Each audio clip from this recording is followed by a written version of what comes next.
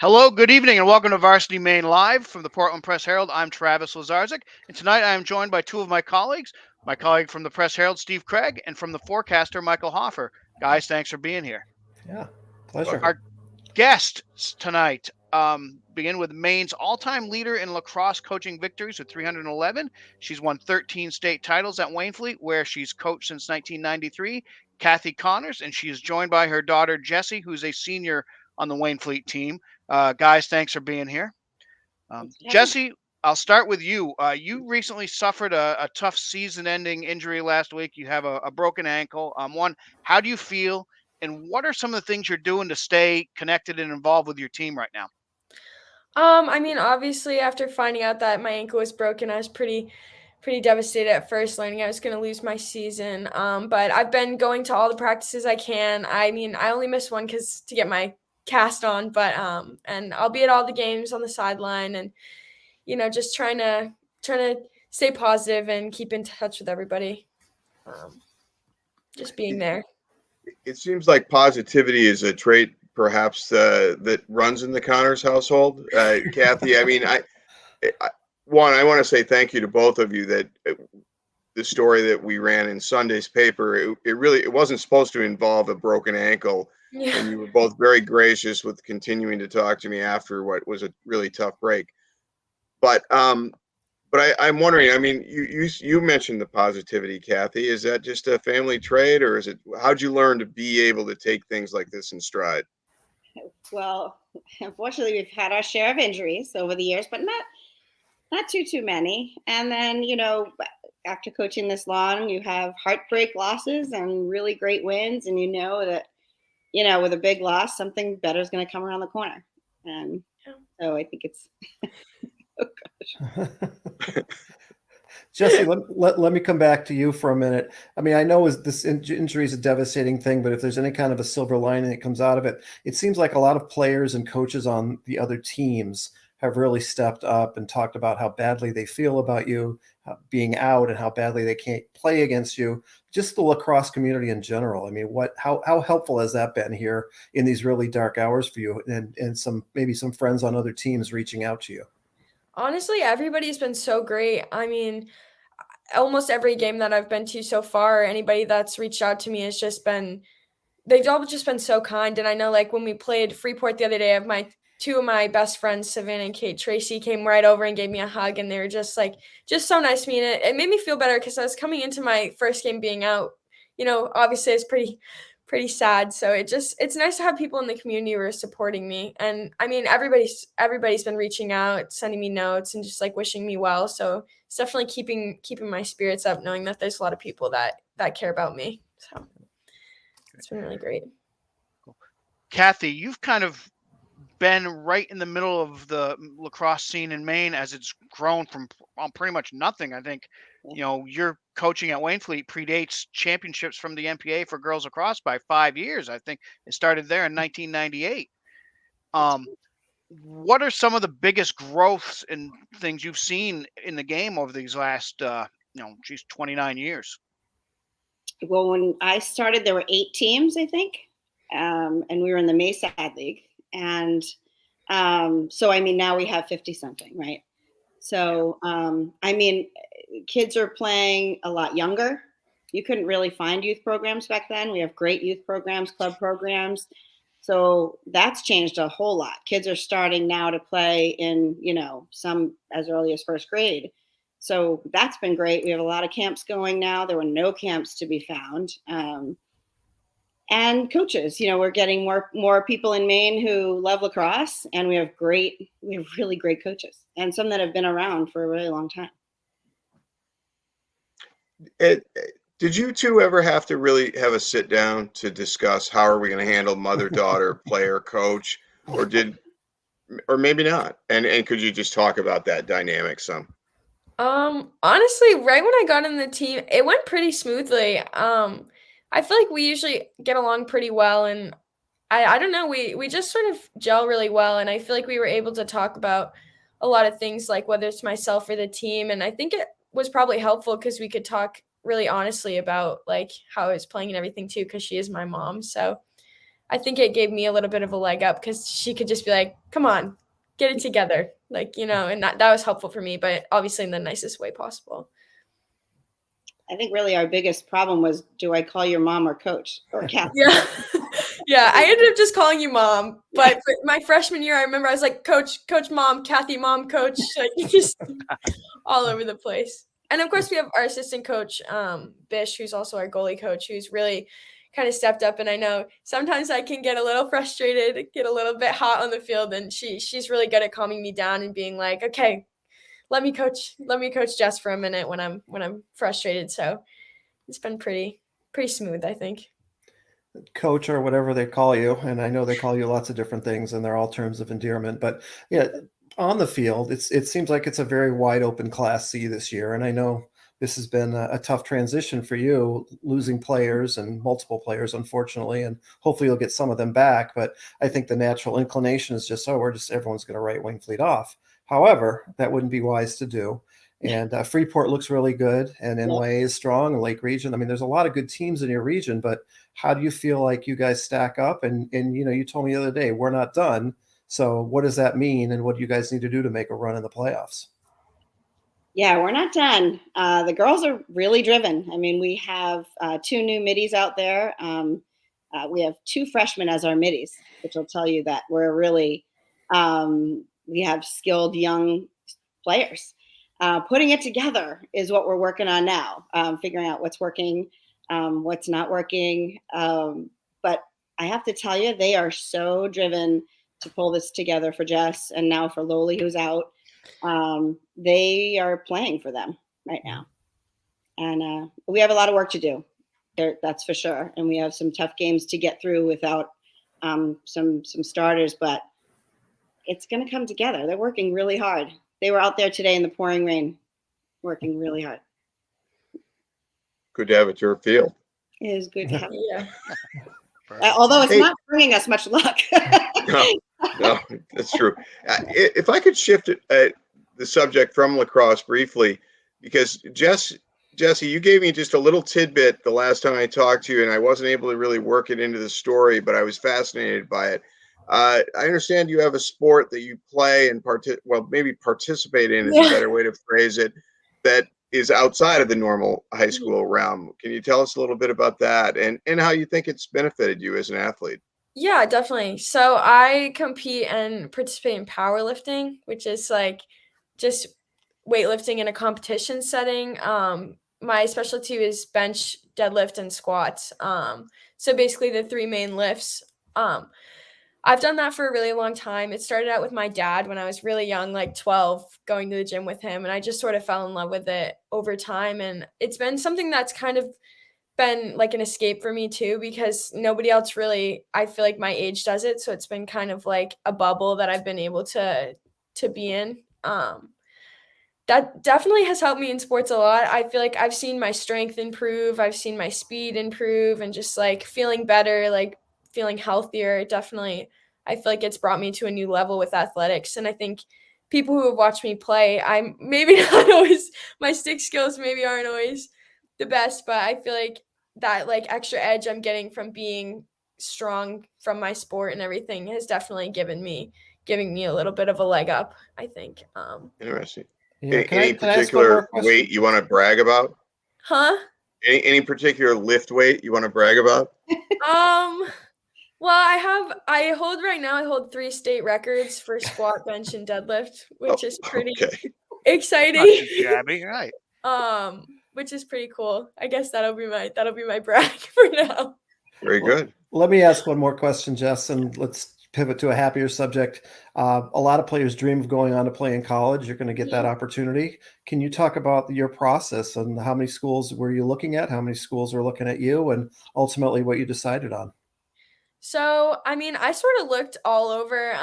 I don't like the snow or the cold, so I looked warm. I was going Florida, California, Texas. I was kind of just looking to see something new. And I mean, I talked to coaches, a few coaches here and there. But when it really got serious, I really fell in love with a school in California, which is where I'm going, to Dominican University. And the coach there he's younger, and he just sort of like seemed like he understood me as a person and as a player, and just really roped me in, and just got me so excited. It's actually a new program, so everybody coming is going to be like, it's going to be like the first women's team they've had there, which I think is going to be really amazing. I think it's going to be super cool to like kind of pioneer something new, especially coming off my injury now. It feels like I'm going to go in hot, just ready to start it out. So, but they found me through my club. Lacrosse gave us sort of a portal, the IWLCA portal, which I use mostly to contact coaches and like get my name out there. Fantastic. It sounds like you have a bright future ahead of you, Jesse. So good luck to you. And guys, thank you for joining us. Cathie and Jesse, good luck the rest of the season. Thank you. See you Saturday. Thanks for being here on Varsity Maine Live, sponsored by Central Maine Power. We will now move on to Athletes of the Week, brought to you by Central Maine Power. Central Maine Power, we're committed to building a smarter, stronger, and more resilient grid. At CMP, we're Mainers invested in Maine. Learn more at cmpco.com. Starting with Ryan Coleman, Greely baseball. The senior threw 2 5-inning no-hitters in the past week. Coleman struck out 7 in an 11-0 win over Cape Elizabeth on Friday. Then he had 8 strikeouts in another 11-0 win, this one against Freeport on Wednesday. Steve, the guy's had 2 no-hitters, and he's not even the best pitcher on his team. Tell us about how good this Greely team could be. Well, you're right. I mean, and Ryan, I got a chance to talk to him briefly today, and he certainly admits that Zach Johnson is the ace of the staff, and probably, Zach's going to Wake Forest, and probably a good chance he could get drafted this year. But Coleman, he's one of these kids who they realized they were going to need a second starter. He worked hard over the summer. He played in the summer wooden bat league, kind of a throwback in a sense that it wasn't a travel team. He was playing with the Greely kids in the wooden bat league out of Portland. Got a lot of good experience pitching there, and he is a catcher, and he is still planning on taking a gap year after he graduates and then enrolling at UMass and playing there in the fall of 2023. But he's made 5 starts. He's 4-1, struck out 52 with only 4 walks in 28 innings and a 1.00 ERA, and 1 more no-hitter than Zach Johnston has. So yes, and Greely can hit the ball too, and part of the reason that Coleman has been successful is that Greely has a backup catcher they trust in freshman Wyatt Susi to kind of indicate just the depth of that team. I think they're definitely one of the very best teams in the state. I saw them last week against York, and they certainly looked that way to me. Yeah. All right, Nola Butoff from Levitt softball. She had a homer, a triple, and a single as the Hornets dealt Gardner their first loss of the season on Monday. Will Durkee from Messalonskee boys lacrosse. Durkee scored 5 goals to help the Eagles beat Oak Hill Monmouth Lisbon 15-12. Emma Green from Gorham track and field. Green ran the fastest times in the state this year with personal bests of 12.15 seconds in the 100 meters and 25.27 seconds in the 200 in a meet against Marshwood, Wyndham, and Bonnie Eagle. Eli Soren from Oxford Hills baseball. He homered, drove in a pair of runs, and scored 5 in a win over Mount Blue last Wednesday, then tripled and pitched, striking out 8 in Monday's win over Messalonskee. Brooke Jarrow from Gardner softball. She struck out 9 and walked just 1 in an 8-2 win over Coney. Emily Antrim from Massabesic softball struck out 13 and allowed only 3 hits in a 7-1 victory over Scarborough on Friday. Gavin Balageron from Morse baseball, the junior right-hander, threw his second no-hitter of the season on Monday, fanning 9 and walking 2 in an 11-2 win over Lincoln Academy. His previous no-hitter came on May 2nd against Gardner. Azahel Asaf from Coney Girls Lacrosse. She had 4 goals and 2 assists in a 16-8 victory over Brunswick. Andrew Farr from Gorham track and field. Farr set personal best times of 10.85 seconds in the 100 meters and 22.05 seconds in the 200 during a meet against Marshwood and Wyndham and Bonnie Eagle. He ranks first in the state in the 100, 200, and 400. Cody Dion from Lewiston Boys Lacrosse. He scored 5 goals in a win over Edward Little on Tuesday. Savannah Cormier from Waterville softball. She had a home run, a double, and 2 singles in a 5-4 win over Coney. Avery Quinn and Liv McHugh from Falmouth Girls Tennis. The seniors won the SMAA doubles title Wednesday afternoon over teammates Marissa Lefevre and Elise Guerin by a score of 6-2, 6-4. Both Falmouth doubles teams remain unbeaten against other schools for the second season in a row.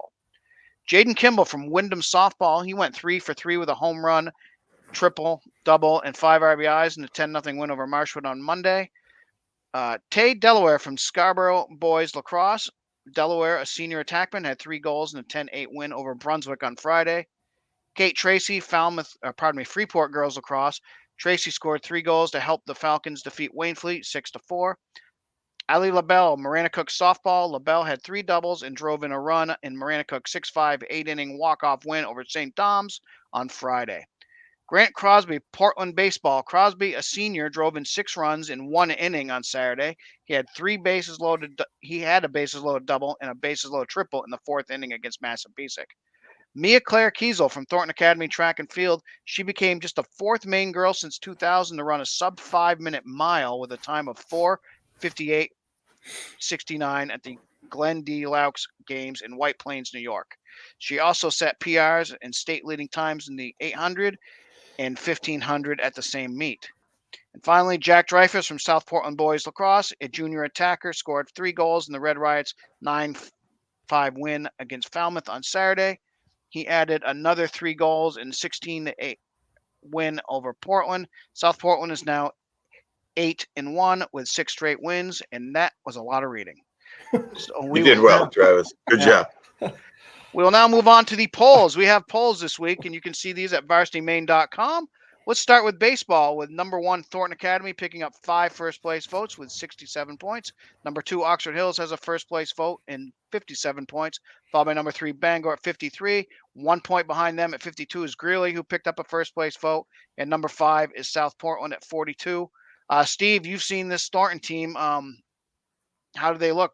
Are they legitimate number 1 here? Should they be worried about people I pushing think them? they're legitimate. I just think there's a lot of other teams that could be that number 1 by the end of the year. But Thornton has 2 very strong starting pitchers in Cody Bowker and is it Josh Lepresti? Kopetsky, yeah. Kopetsky, not Lepresti. Thank you, Michael. And he's the one I actually saw pitch, so that tells you something about me. But I mean, that South Portland got some good at bats against him. That was a close game. South Portland made some errors.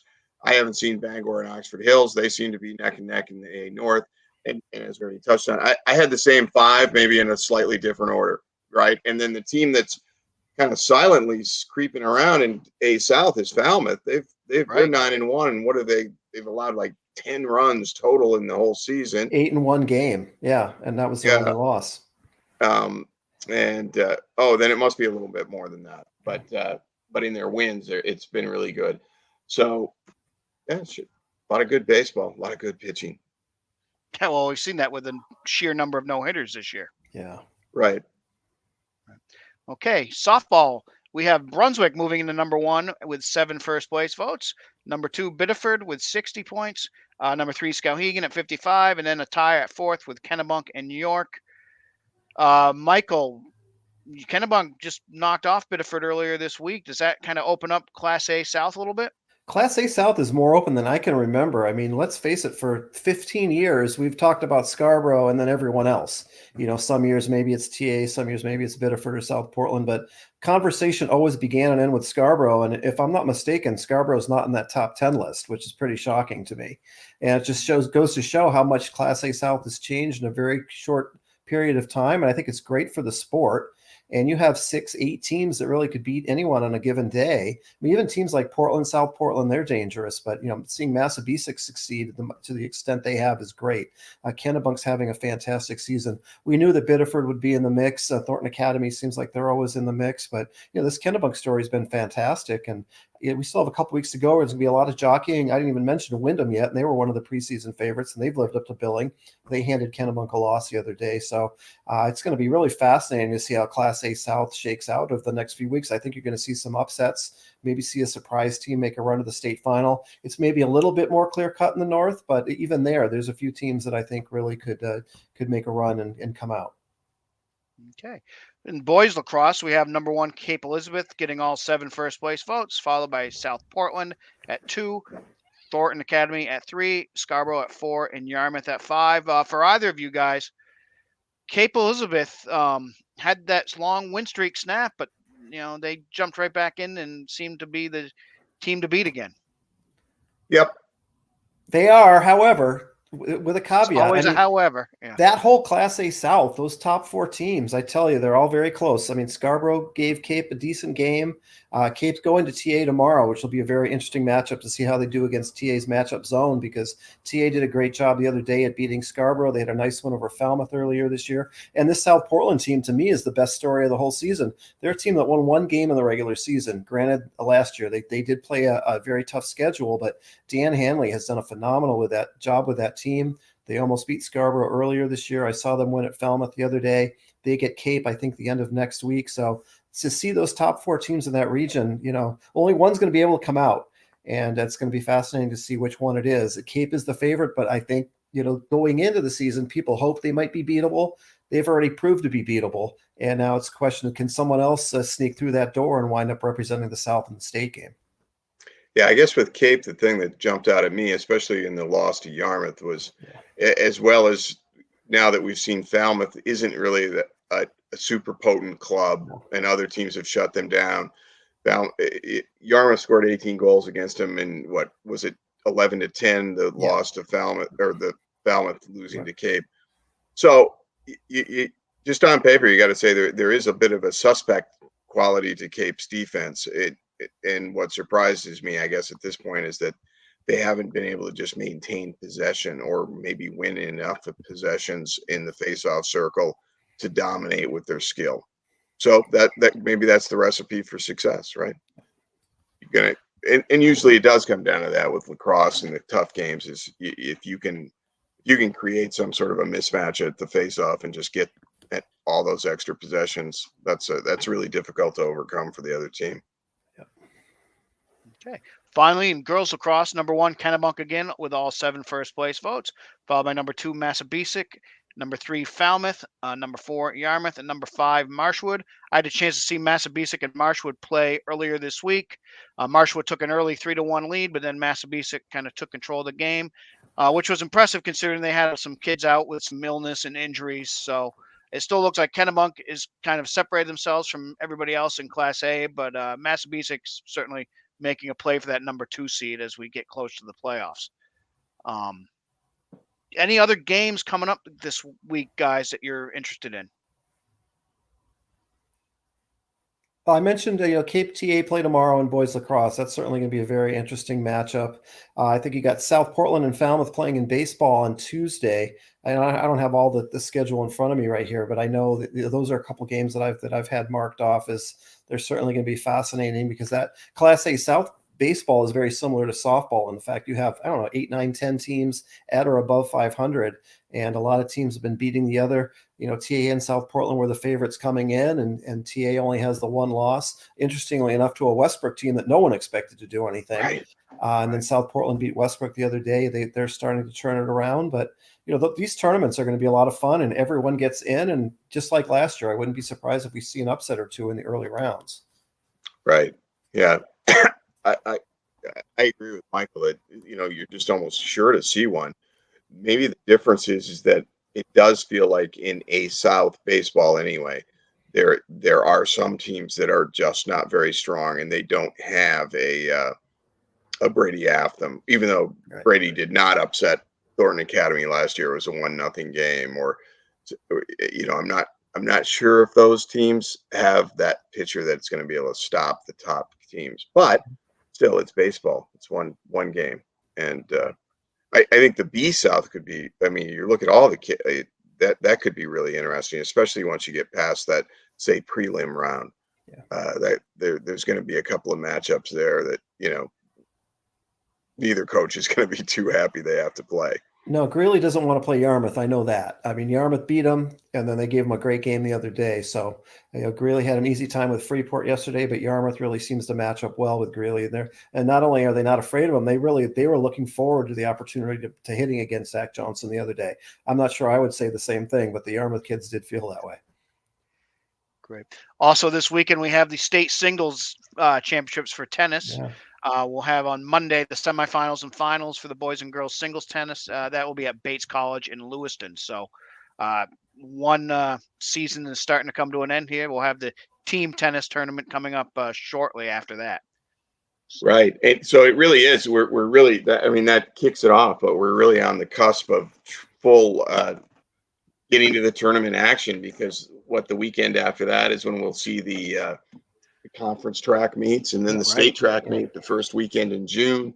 Yeah. And and then those next 2 weekends, those next 2 weeks in June will be just all out playoffs. So spring season goes fast. It really does seem to be that, and maybe even more so this year. To me, it just feels like, oh my gosh, we're the lacrosse teams have like 3 games left in the regular Something season. like that, yeah. Yeah. Well, it took forever spring to get here. That was part of the problem. Is that what it and is? it still hasn't stayed completely, but the weather has gotten better of late. And this weekend There's is going supposed to be scorching. summer, dead hot summer this weekend. So that's what happens. You know it. Get the sprinkler out. Yeah. Great. Well, that's going to do it for us tonight. I'll remind you guys, you can all check us out at varsitymaine.com for your best high school sports coverage in Maine. For Cathie, for Jesse, for Michael, for Steve, I'm Travis. Thanks for joining us on Varsity Maine Live.